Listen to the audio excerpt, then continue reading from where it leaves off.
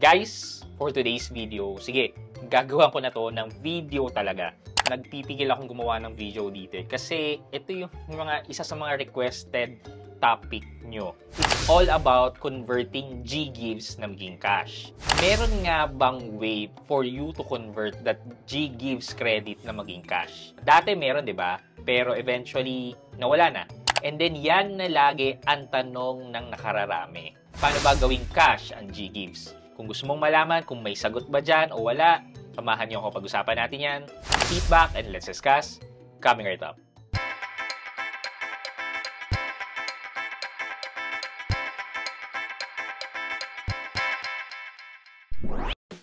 Hi guys, this is Pat and you're in Pat Quintos Review TV.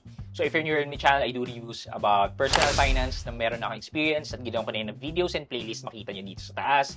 At kung bago ka dito sa channel ko, you may want to consider subscribing to my channel. Okay guys, sige. Para mapabilis to, quick answer, there is no easy way to convert your Ggives na maging cash. Again, there is no easy way to convert your Ggives to cash. So, hindi siya katulad ng SPayLater, ng GCredit na madali lang. Ito, it involves application to be a merchant ng isang remittance center. Paano ba? Ano ba to? Ang hirap eh. Kahit ako, pare, ayokong ibigay itong information na to sa inyo kasi parang walang sense. Pero just to let you know na lang din, na possible naman talaga. Kaso, dadaan ka sa madaming proseso para ma-convert yung Ggives mo na naging cash. And, ang tanong dyan, and dyan na rin ang question of the day natin, ang tanong dyan, worth it pa ba i-convert yung Ggives nyo maging cash? O gamitin nyo na lang pambayad ng bills or what? And then yung pambayad ng bills nyo, yun na lang yung hawak yung cash. Ayan na, yan na yung question of the day natin. So, paano ba i-convert ang Ggives na maging cash? Well, kailangan meron kang sariling GPO account. Ay, ano ba yung GPO account? GPO account is GCash Pera Outlet account. Si GPO, siya yung kalaban ni Maya Business.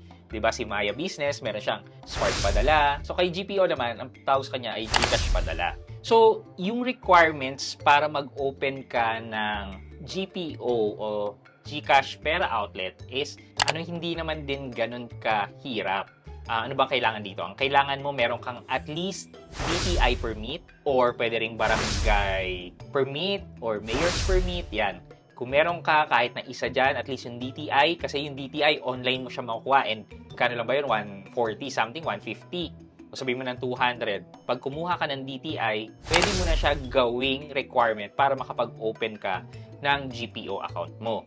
Pwede mo i-declare na online business and then yung store mo nasa bahay lang naman din. So, basically, yun yung pipicturan mo. For me, hindi siya ganun kasimpleng gawin. Yun nga, mag-a-apply ka muna to be a GPO, ipapasa mo yung requirements and then i-approve nila. Once na ma-approve nila, then that's the time na magkakaroon ka ng access sa GCash Pera Outlet sa GCash account mo.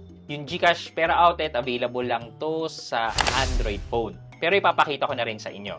So, for you to sign up, ayan, sample na lang yan, run through na lang natin.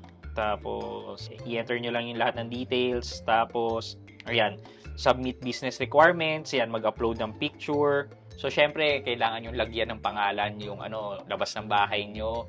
Sabi nyo, kunyari, online store nyo yan sa Shopee o kaya sa Facebook Marketplace. Pwede nyo lagay na gano'n. Tapos, picturean nyo yung sarili nyo na pinopoint nyo yung pangalan ng store. Tapos, yan, katulad sa akin. Tapos, in-upload ko.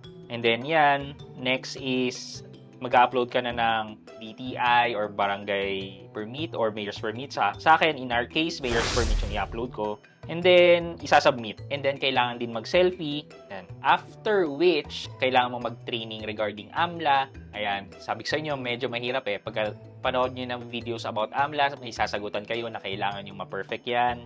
Ayan, and then, kapag okay na, isasubmit nyo na siya. Tapos, ayan, maghihintay ka ng 5 to 7 working days para sa resulta ng application. So, basically, ganyan yung application with GPO. Now, kapag meron ka ng account with GPO na approve na yan, pwede mo nang gamitin ang inyong Ggives para ilipat sa GPO.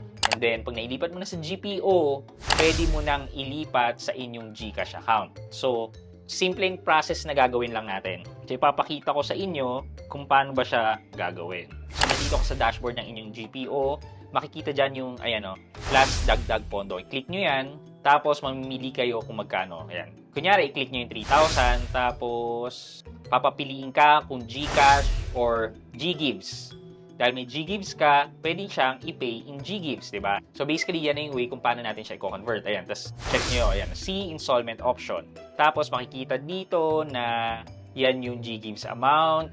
Tapos yung purchase amount natin is 3,000 pesos and then may service charge na 15 pesos. Tapos ito yung sa baba yung installment plan, kung magkano yung babayaran natin per month. And makikita rin dyan yung interest rate na i-charge sa atin monthly. And then if you agree, just click I agree. So basically, ito na yung resibo mo na na-convert mo na yung GGives credit mo na maging cash na nasa GPO pa. Ngayon, ito na yung balance. Ayan, kita nyo na yung balance. For you naman na i-transfer yan sa GCash account mo, click mo lang yung pa-cash in. So, paano mo gusto magpa-cash in? Either cash in via code or cash in via GCash mobile number. So, click natin yung GCash mobile number. Tapos, i-enter nyo yung amount. So, 3,000 pesos. And then, yung GCash mobile number. And then, ayan, merong bawas or charge yung ika-cash in natin. Kasi nga, para tayo nagpa-cash in sa over-the-counter. Kaya, meron siyang bawas. Diba sa 7-Eleven may bawas? So, ganun din to. Dahil GPO to, mababawasan pa yung ilalabas nating pera. Kung okay ka na dyan, just click submit. Yan. So, makita niyo transaction and reference number. Tapos, papasok na yan sa inyong GCash account. Yan, di ba? So, sabi ko sa'yo, hindi ganun ka dali. So, for me, hindi talaga okay na i-convert si GGives na maging cash until such time na makahanap tayo ng okay na method to convert that GGives. Kung ako tatanungin nyo, might as well gamitin nyo na lang yung GGives nyo, pambayad ng kuryente, or anything na malaki, na instead na ika-cash mo, GGives na lang ipabayad mo. Yun lang naman yung take ko dyan. I don't know kung makakatulong to sa inyo, but for me, I am discouraging you to do this route na kailangan mo pang mag-apply to GPO para ma-convert in yung GGives. For me, it's not worth it. Okay, for our question of the day, guys, nakita nyo how tedious the process is in converting your GGives to cash using GPO. In your own opinion, gagawin mo pa ba yung lahat ng process na yan, application na yan, for you just to convert your GGives credit na maging cash? O gamitin mo na lang si GGives credit sa tamang paggagamitan na instead na magka-cash ka, i-GGives mo na lang. Let me know sa comment section kung anong opinion nyo about this. And may chance kayo manalo ng 1,000 pesos sa ating weekly GCash giveaway. And syempre, huwag nyo kalimutan maglagay ng hashtag Road to 100k sub para sa chance nyo namang manalo sa ating monthly cellphone giveaway until we reach the 100k subscriber milestone. Yun lamang po for today's video, but before we end this video, mag-shoutout muna tayo at shoutout kay at Rochelle Rosas 3129. Sabi niya, thanks sir Pat sa mga advice. Pa-shoutout po, God bless po. At Rochelle Rosas 3129, shoutout po sa inyo. Maraming salamat sa panonood at pagsuporta sa aking channel. Maraming salamat po. I hope you like this video. Leave a thumbs up, and if not, wala nang problema dyan, but continue to support me.